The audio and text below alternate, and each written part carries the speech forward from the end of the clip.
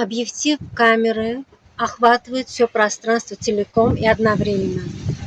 Камера не может сказать: так, сейчас я буду осознавать только чашку, а стол вокруг нее осознавать не буду. Она просто безусловно отражает всю картинку сразу. Все полотно кадра залито одним неделимым светом. Если бы был луч, это означало бы, что абсолют ограничен. Появилось бы разделение. Вот это важно в луче, и вот это не важно в тени. Выделение конкретного предмета – это функция ума, эго. Это ум сужает бесконечность до крошечной точки, вешает ярлык и говорит: я смотрю на это.